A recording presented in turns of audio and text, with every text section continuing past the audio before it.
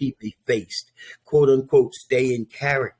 And if you're tired, I prefer you say, well, listen, I'm a little exhausted. Can we do this later, or can we talk later? Yeah. And I told you, and no disrespect, and anybody watching, I want you to just take it with a grain of salt. A particular artist back in '09, we were on the same plane going down to the Cellars when it was down at the Opry in Gaylord.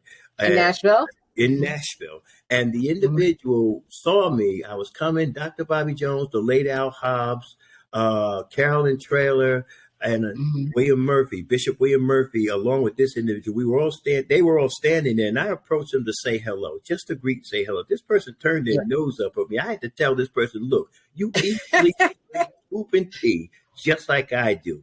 Get off your high horse. And I walked away, and Dr. Jones came to me later and says, wow. I wasn't expecting that. I told him, Dr. Jones, honestly speaking, I'm a person. I'm a people person. I don't care who you are. I told him, no disrespect, you included. I don't care how big you are. You're still a person. And that's the way I see you. But moving right along, enough with that. God bless you, Erica Campbell. Keep doing what you're doing. Here's one who is in a wrestling match for the 10th and the 11th spot. He was in 10 last week, and they kicked him out. But he's holding on tight to number 11 and staying close. When you look at the charts, the spins and everything, it is very close between him and the next one we're going to mention. But let's talk about Lamont Sanders. I think he's somebody that came out of nowhere because I don't have any background history on him as of yet. I haven't seen anything, and I got to look a little closer because he may have been there all the time, and I just didn't know it. Now, this isn't his first song. I remember seeing him, over the past, and keep in mind that I've been doing countdown shows since 2015, and this is how I know a lot of the artists. So I have seen his name come up, I think, at least twice before. So it's definitely not new. He's just kind of making his way slowly, and I think that's best than coming out of nowhere.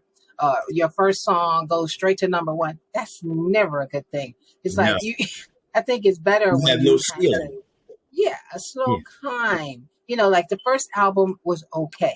The second was better. The third one was great. Boom, I got a hit. I think that's a little bit better than just coming out of the box with hit, unless you can keep doing it. And, well, we have just a small handful that had the ability to do that. Yeah. And I'll go back to Yolanda Adams. I mean, I know she's not in our countdown that I know of at the moment. But I remember when she first broke out with the Southwest Texas Choir, and she did the song Liberty, Sacrifice.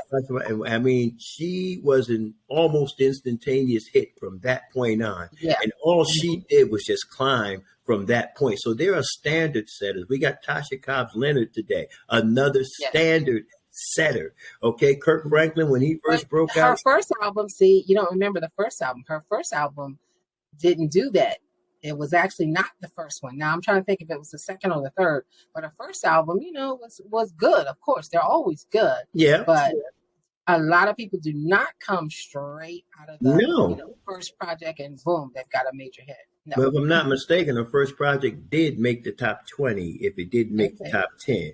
So she's good. But moving right along, I said that Lamont Sanders was in a wrestling match. And who better to be in a wrestling match for the next spot than Todd Delaney and Pastor Smokey Norfolk? Talk to me about these two, my dear sister. Well, I love this song. You remember we debuted it when it first came out, and we had already said this one's going straight to the top 10. Whether it goes to number one, I don't know as of this moment. But yeah, it's definitely a top 10 song, and it's a good one. Todd Delaney's had nothing but hits, one after the other. Smokey Norfolk adding him just makes it even greater. So I would agree with that. And having played pro ball, this brother, I mean, what a transition, huh? Right. Popular on the ball field, and then you're popular in at least gospel music in the music industry. But hats off to him. Great job. Always does well. Always brings the standard. And when I say brings the standard, I just simply means he don't come back with sounding like he just broke out of a garage somewhere. Well, there are some that do it. We bless God for it. Well, in the number 9 spot, along with, and he's becoming a legend in his own right, but he's working with a legend in this particular song.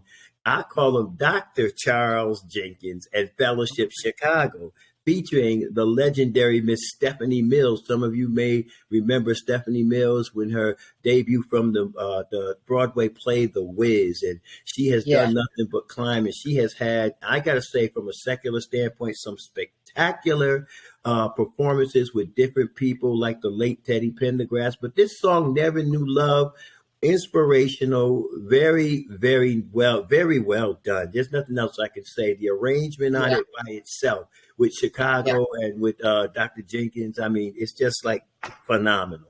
Okay. And to see them in the number 9 spot, I would safely say they're in the top 10. Can they get the number 1? I think they got close, but I think 3 or 4 is as close as they got.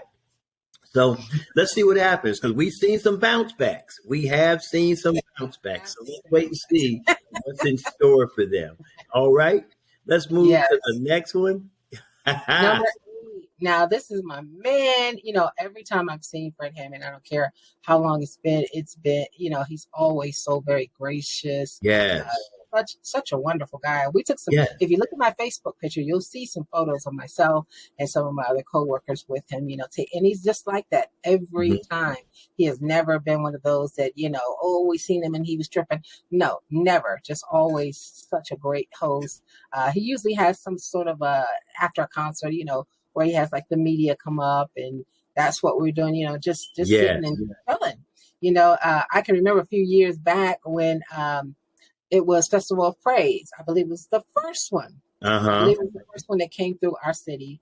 And of course, we were the media sponsors. So I said, you know what, we're going to host a meet and greet. And I actually, doing it in my grand style, I hosted a look-alike Fred Hammond contest and a sing-alike contest.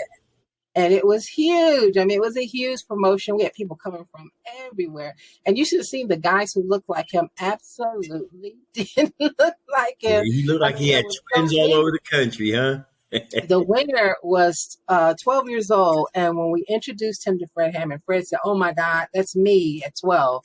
And he said he absolutely looked exactly like this boy. And I said, he looks like his son. There was a few others that, looked like him as an adult. But I felt like this boy looks like he could be his son, I said, "Mom," she said, no. So he said, no, "Dad, hey, Mom, make a claim, Mom." And Fred was just tickled pink about the whole thing. I like